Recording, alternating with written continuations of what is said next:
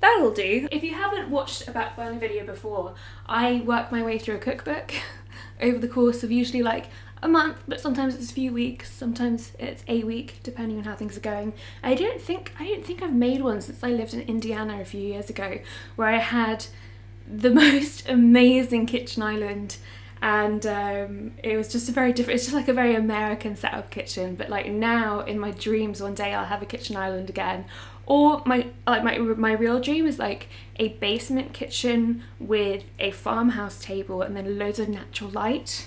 But whose dream isn't that? 3 large sweet potatoes, but this sweet potato is too large. My grocer had one, so I'm gonna make up 3 large sweet potatoes with this, and then this one that looks like a little pear. Look at, oh god, this is so easy to peel because it's just such a big chunky boy. Fun story, when Sana lived with me, she borrowed my speed peeler. She feels really bad about this. I just now think it's a funny story.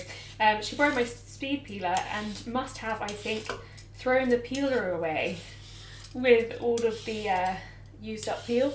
Such a big fan of sweet potato. I eat it all the time, in everything. I am trying to eat locally most of the time when it comes to produce and stuff, and eat seasonally.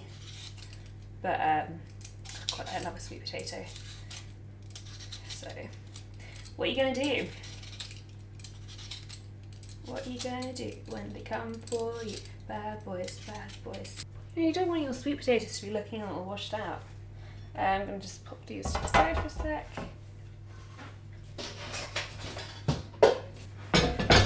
So, Sarah Green got me an extremely good knife when I celebrated Christmas at theirs, and I love it.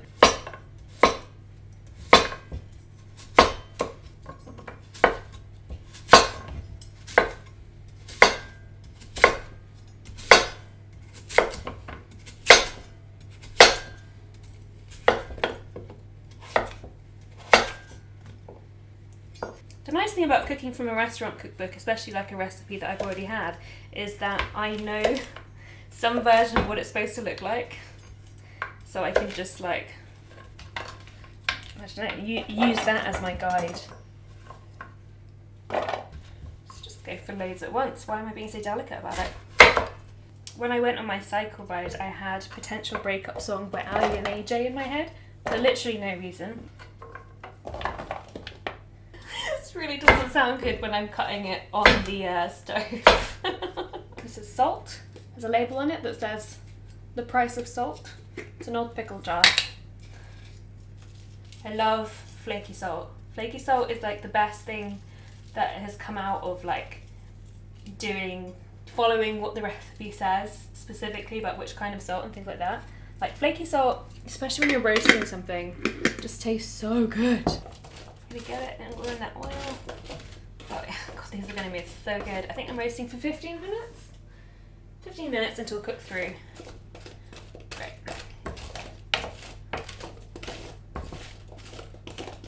You make sure they've all got some of that lovely oil and salt on them, which I think they do because they look quite shiny, and then pop them in the oven for 15 minutes. We're going to do some more chopping. I'm hungry already, which is a good sign. Don't mock how I have chopped my garlic. It doesn't have to be pretty, it's going to be blended.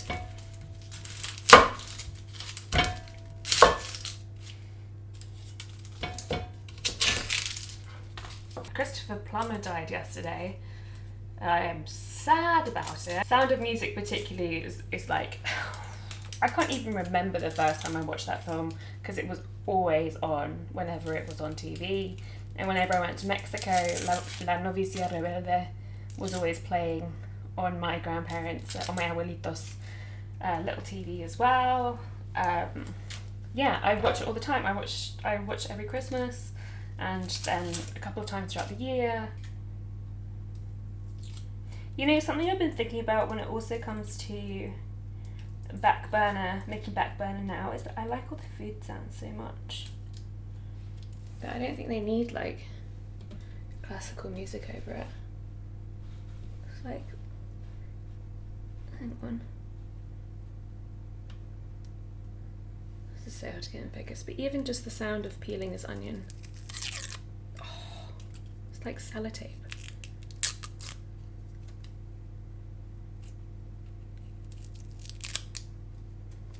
It's its own little orchestra.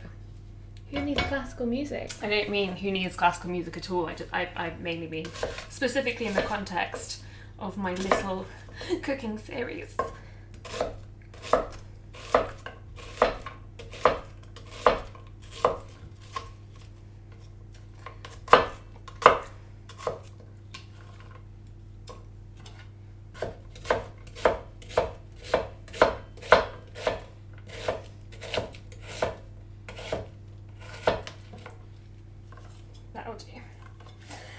That'll do, pig.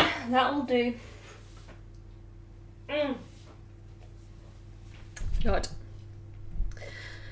Oh, it's an emotional time whenever it comes to onions. I am now these days peeling ginger with a spoon. It's nice to just be cooking again.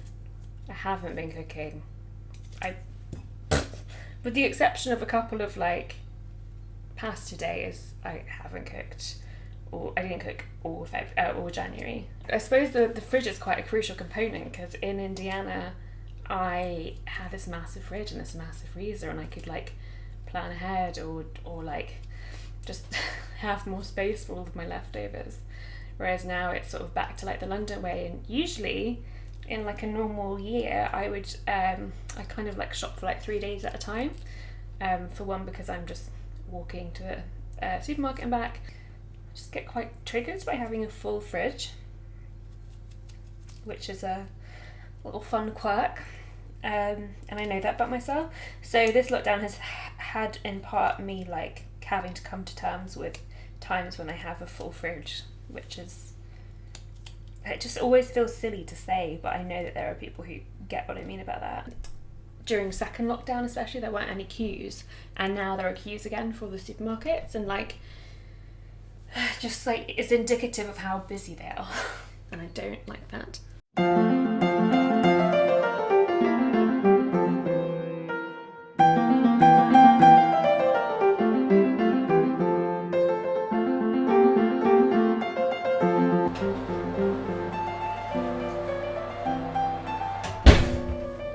Sweet potatoes are looking great. Just going to put them to one side. It says specifically 12 curry leaves. 1, 2, 3, 4, 5, 6, 7, 8, 9. A splash of oil. A splash.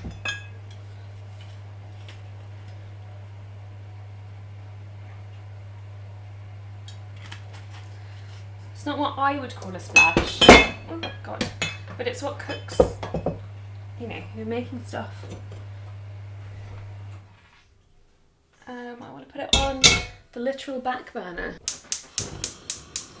I love a gas stove. It is really nice to be doing this again. I don't know if he's still going to do this, but I think Dan Layton is going to do a version of cooking his way through a book. And I think it might even be Anna Jones. I think he's trying to come for my brand. Cooking your way through Anna Jones for a month. How dare you, Dan? That's right, I miss you. Oh God, I miss everyone so much. I am way too social of an animal to not be able to see people.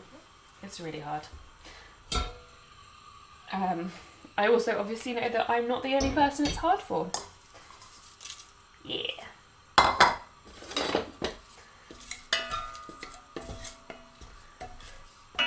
Got the curry leaves have gone in.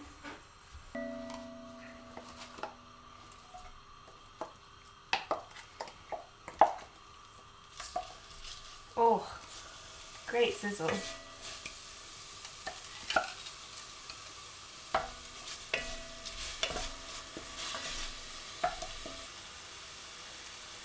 Set timer for 6 minutes. The same 6 minutes you gave me. Kind of looks like potato mash, which I'm okay with.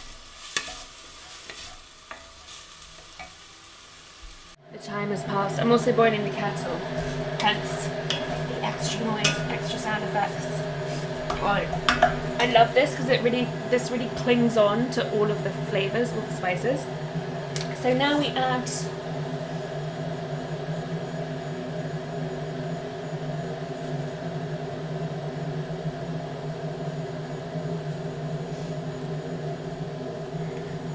cinnamon stick. Am I supposed to snap this? Or do I just pop it in as is?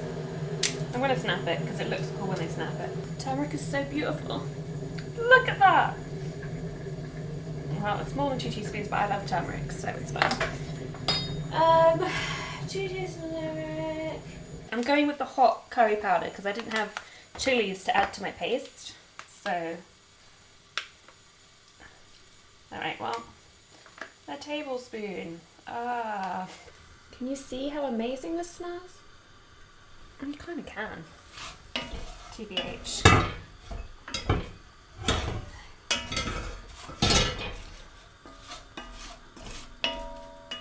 So yeah, I've been wanting to make this for ages because it is my favourite, and that has meant that I have had time to assemble the required amount of coconut cream, which is a lot. It's 4 times 400 milliliter cans of coconut cream, aka 1,600 milliliters of coconut cream. And for instance, the Essential Waitrose line sells them in this tiny 160 ml, and then Sainsbury's sells them in this.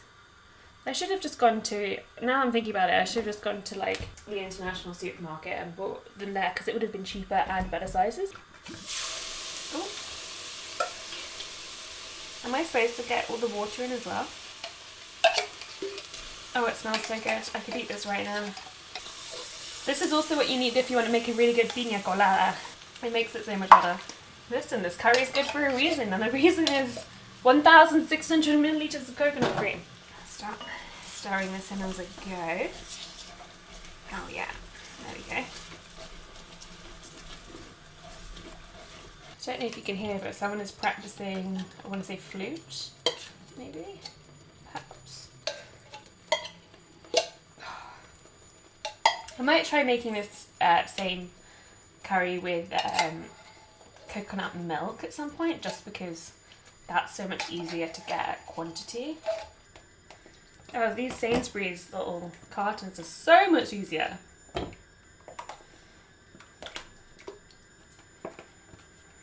Lovely. So that's all the coconut cream. It's a lot, but that's starting to look really good. Oh. I don't like the sound it makes when it's on that low flame. There we go, cream coconut. In you go. And then the sugar. Caster sugar, 1 tablespoon. I've gone from having so much caster sugar to none. So I guess I'm going to use a different kind of sugar. I'm going to use muscovado sugar. And the final product looks like this. Looks so good. I'm going to mix the rice in with it all. I'm delighted. This has made February much better immediately. It's really, really mixing it all in. I was having a thought as I was walking over from the kitchen to the living room that like something I've really missed is hosting people. But why don't I think of this time as hosting myself? Which is just kind of a long-winded way of, you know, finding ways to celebrate. And getting out the special napkins for yourself and just doing nice little things. That being said, not always easy to feel like we're worth the time right now, I think. Like today, my mental health is better than it has been in weeks. It has been shockingly bad. And I know that pretty much everyone I speak to has found lockdown 3 the hardest. But I feel hopeful right now. I do. The weather's a bit better and I was a bit more active. And yeah, I don't know. I feel a little bit better. This helps a lot though. This is so good. Do you want some? Hello, today is the 9th of February. Had a really good start to like work and things, and got a bunch of really big things done, which is nice, to feel like I'm sort of like back at it again, which I haven't been for a little while. I think this new dosage that I'm on is really kicking in now, which is an amazing feeling. I went on a little walk to the post office and put Jack's birthday present in the post and picked up a cinnamon bun from the bakery and came back here and did more work. So yeah, it's like 3 p.m. now. Had the cinnamon bun and I had a couple of other bits earlier, but I haven't properly like had lunch really, and I usually have lunch around 12, so I'm pretty hungry. I'm gonna make halloumi fritters. I'm on track 5. I really need to get a grater that's like has bigger teeth. Someone had one, but then of course she took it with her when she moved out.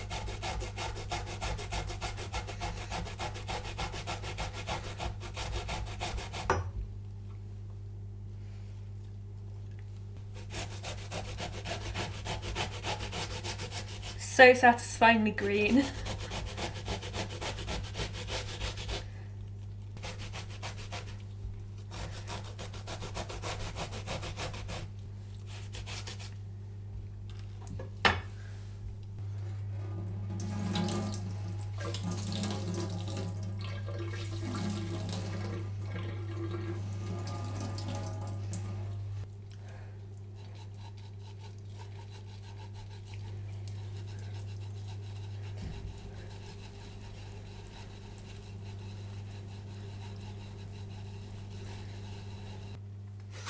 Oh god, lemon smells so good. I love like the lemon and mint combo in any situation.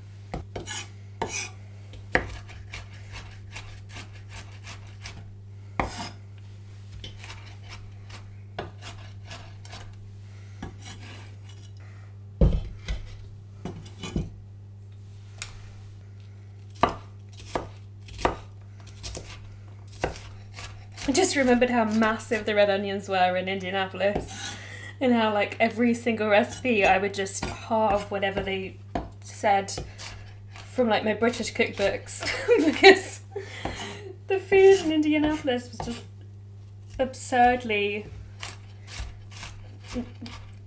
disproportionate to the size it should have been. At least not what it should have been, but what I was used to at least. God, it's just like when I feel in the mood to cook, it's so meditative.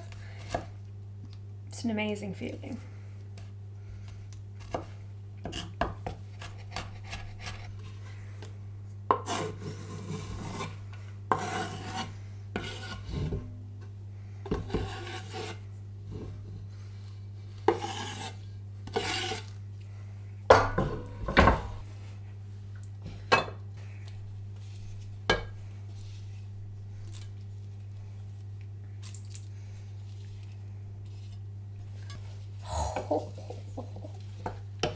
Got the courgettes. Previously had their water removed. Nice and green towel.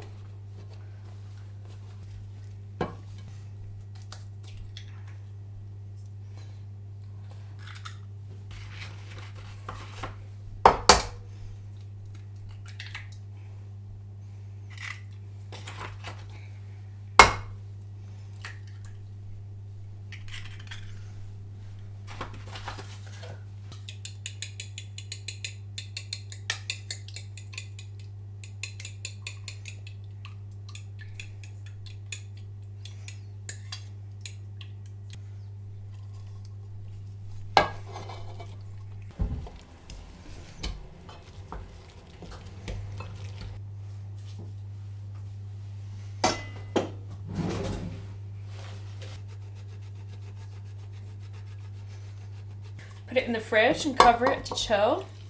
But this bowl is not going to fit in my tiny fridge. Ooh, revealed. So I'm going to make these into patties, and then I have some flour also to toss them in. And then I'm going to fry them in my Dutch oven. I mean, kind of an egg-sized patty. Then, let's make loads of them. This is a theme I'm finding in the Mildred's cookbook, is that it makes a lot of everything. I think next time if I make this, I might make a half quantity of all of it, because I just don't need this much. Although, to be honest, when I eat them, I might be like, no, every time I'm making serves 6 to 8. What does it say? Oh yeah, as part of a platter. It's like, oh no.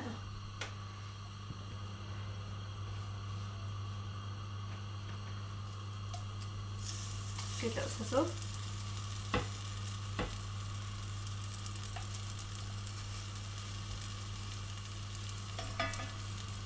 Oh, that one immediately fell apart. That's okay.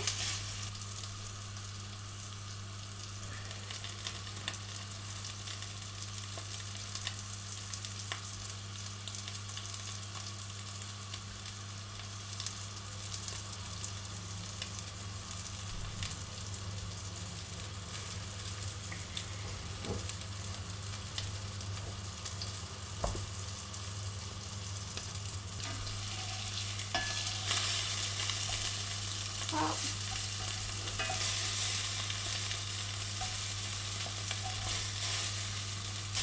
Oh, look at that golden colour. It's so satisfying. You can't actually, yeah, you can see it. I'm so happy with that.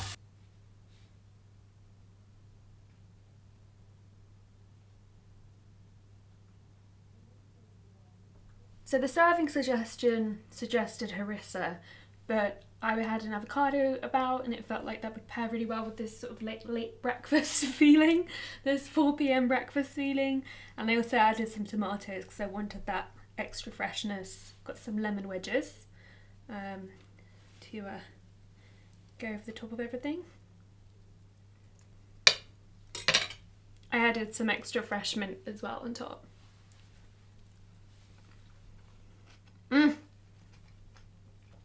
Oh my god, this is so good.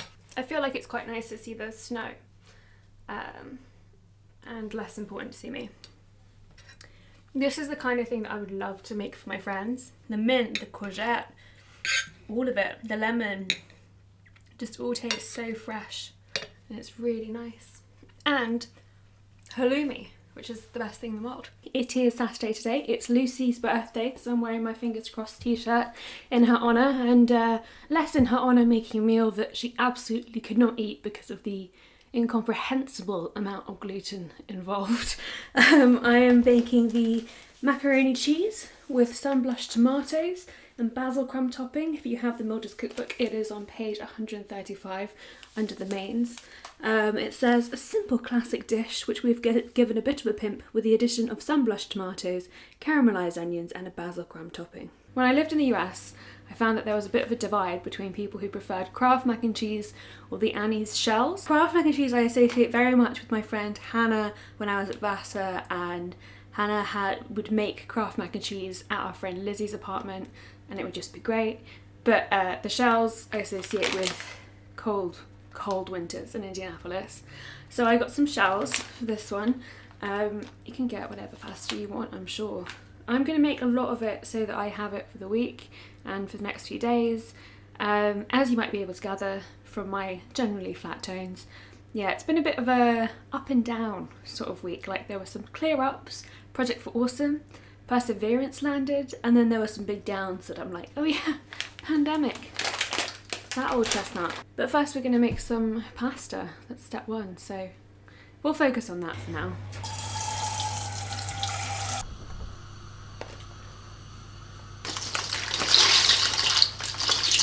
So while the pasta is cooking, I'm going to chop up my onions. I've got It's really like a Goldilocks situation. I'm chopping them up into slices.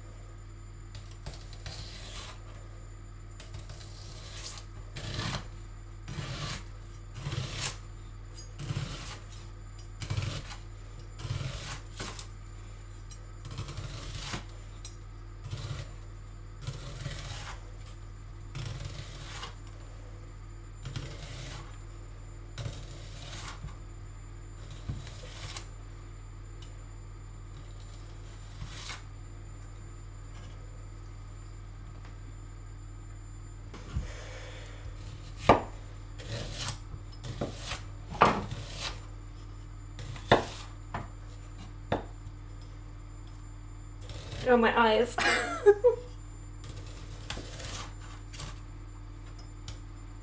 I'm just gonna...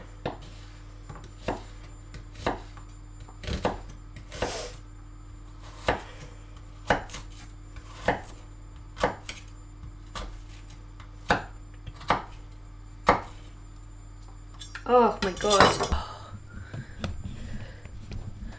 Oh, is someone chopping onions in here or what?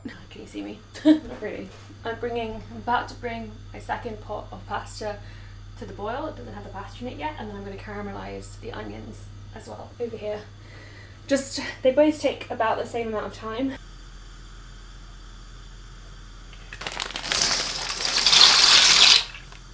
It's ready for that.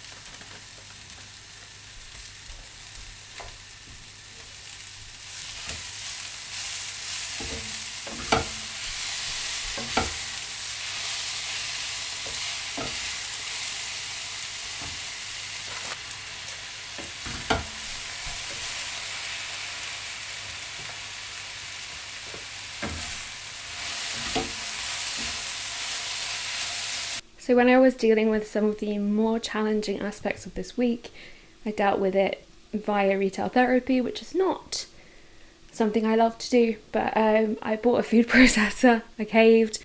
This is very dramatic bread. So I have cut up and weighed the bread.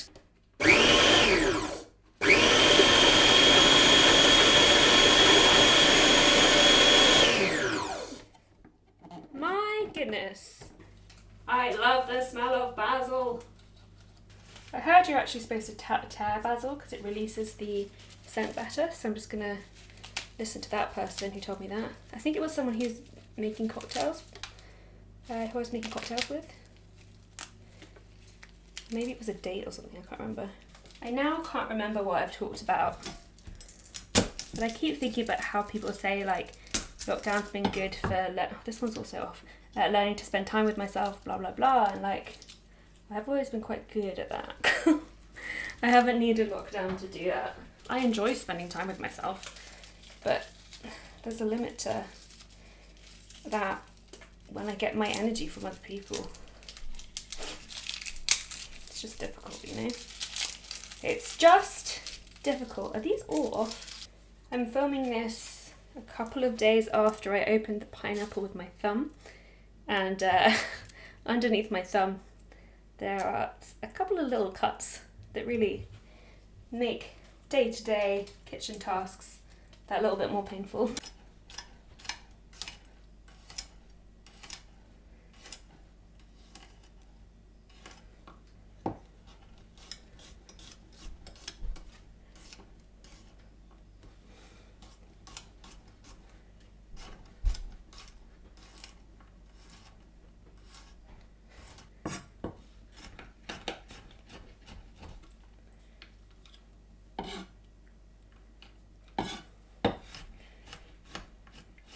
Oh, the garlic smells great. Sort of smells like truffle to me right now.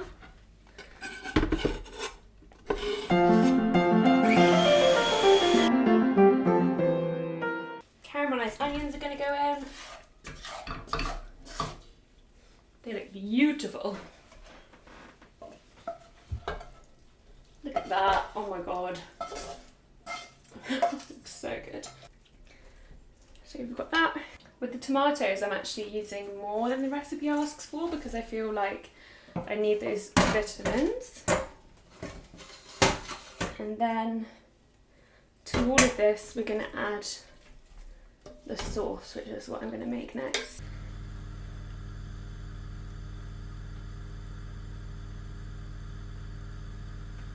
Then once it simmers, you let it rest to absorb all the good stuff.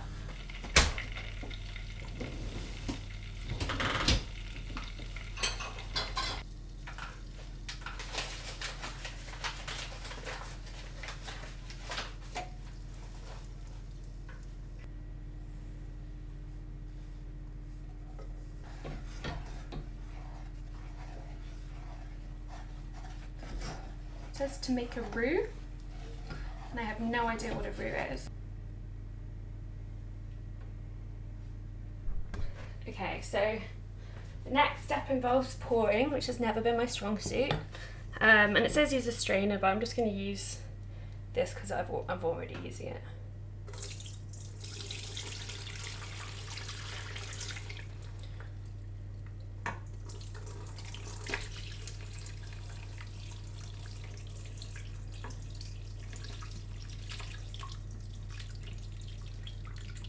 Oh my god, it smells amazing. I love the smell of bay leaves so much. This is what we've got. Oh, it says gradually add the milk, but who has time for that? All of us, we all have time for that. When you read through this recipe, it seems like it's going to be really quick, and it's absolutely not quick, just because of all the different stages of it.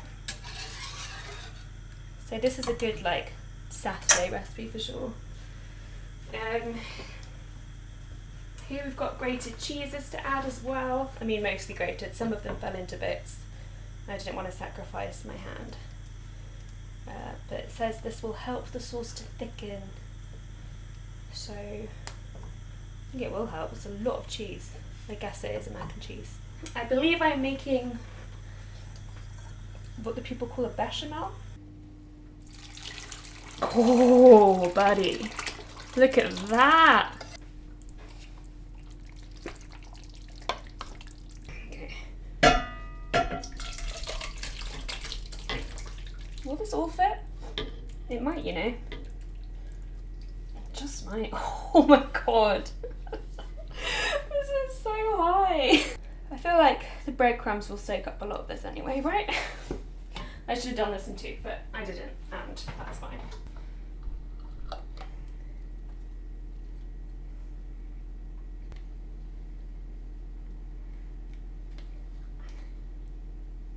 Breadcrumbs everywhere. Just a little olive oil over the top. I feel like I've used enough oil today. Yeah, let's get close to the breadcrumbs.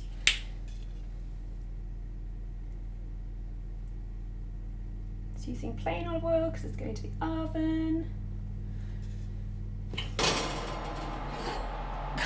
Woo-hoo-hoo.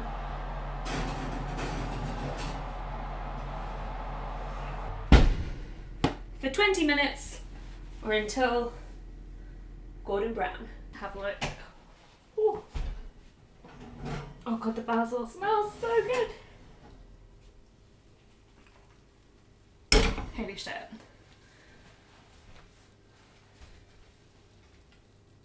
Holy shit.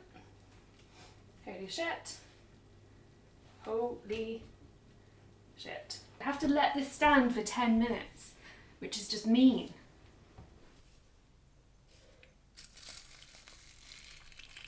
Oh, what a sound. Oh my god.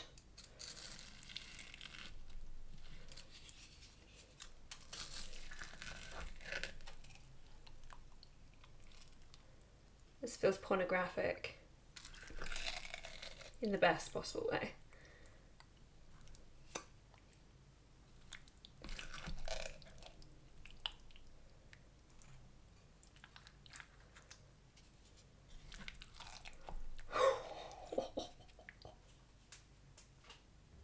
I'm going to finish it off with a little fresh basil.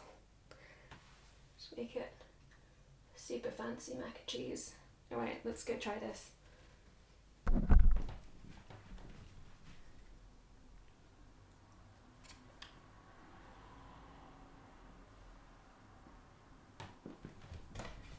Once again, this is a winner.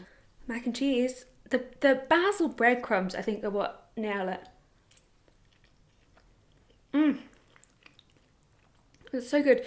I think what I like about shells is that they really pick up the sauce. They like keep it for themselves in their little shell. I was worried that the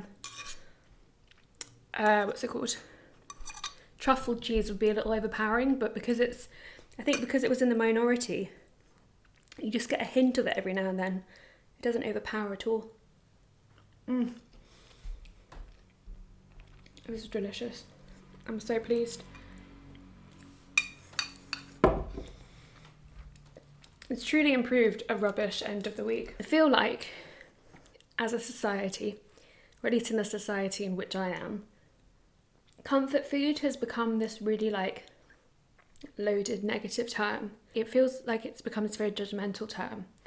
When actually, cooking food for yourself, taking the time to do it, and enjoying it, and then enjoying the product of it, for me there's something tremendously comforting about that. Because food can feel very threatening sometimes, and having a full fridge can feel threatening, and right now the air is threatening. My phone is threatening, because every time I get a message I'm like, what's gone on, what's the latest? And in order to feel better today, I've had to mostly turn my phone off, shut out the world, read more of the fantastic romantic outlaws. It feels like I've had to reject the world today in order to be well, or as close to well as I can be. And for me that involves making this extremely delicious mac and cheese. Hello everyone, there is an absolute menagerie of some of my favourite foods behind me. I am having Lex and their sister over for a brunch today. It is, I think, 10:30 in the morning. They're coming at noon, and I'm just gonna make a few things in the cookbook, in the Mildred's cookbook, that I've been meaning to make, starting with the chili cornbread, and one of my markers just fell out of the book, which would be helpful. There is not very much time left on my microphone recorder, so I'm going to start with the chili cornbread, make that, change the batteries, it's all going to be fine. I was going to wait until my dishwasher was done, but there isn't enough time for that. So this is real life. I'm using a loaf tin that is technically too small, but I'll either just split the quantities and make the second half super low, or I don't know. I don't want to have to buy another loaf tin, you know? It's an unnecessary expense. Anyway, before I ramble on about, I could change the quantities, but I don't feel like it. Alright, let's go. I love a recipe that begins with put everything into a bowl.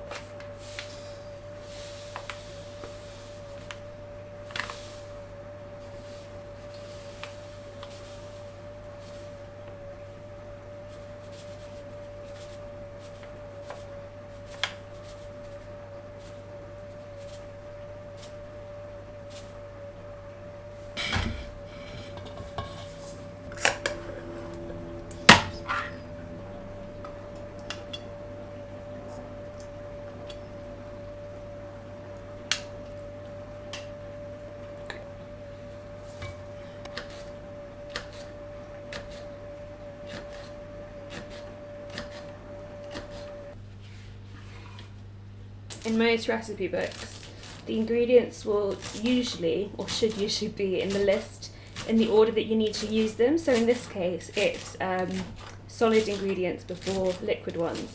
And it just means that my eye can just move down the list of what should go in next.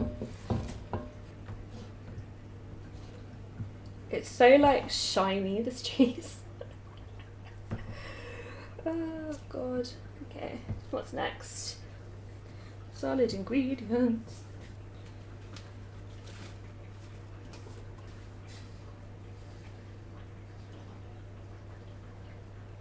Okay.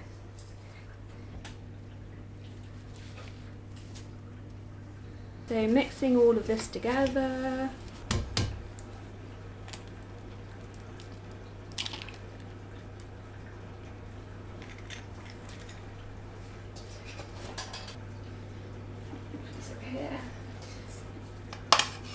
Here we go, 120 grams of sour cream.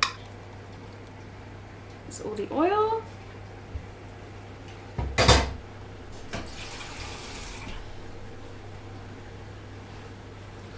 Gonna give this a good mix. I think that's everything, right? Just sprinkle over the sides. Ooh, I say sprinkle.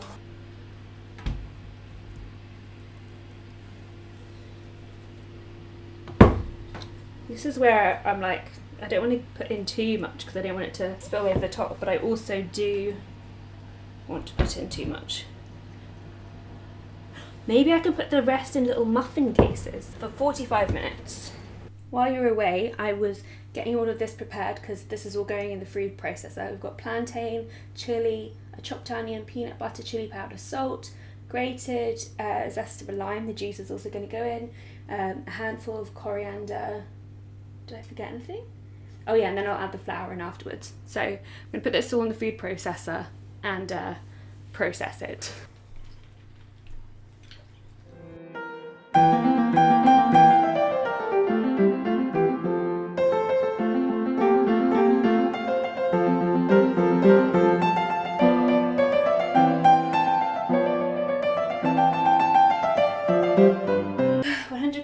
Self-raising flour, but actually it's going to be just under 100 grams of plain flour with some baking powder in it, because who has self-raising flour in this economy?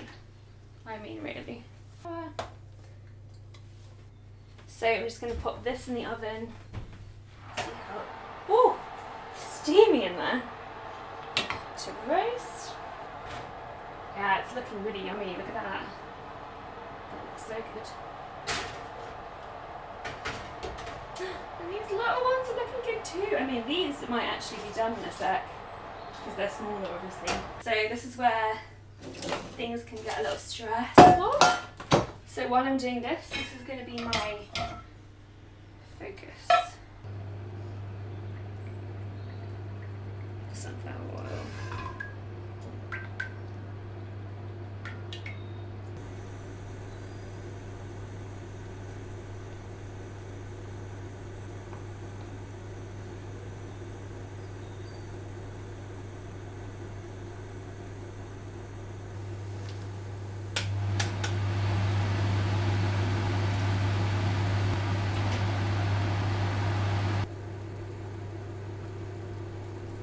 Rancid. Bulletproof. Yeah, well, it's like, it's just so tough. But they're all living plants that are still going and they made it through winter.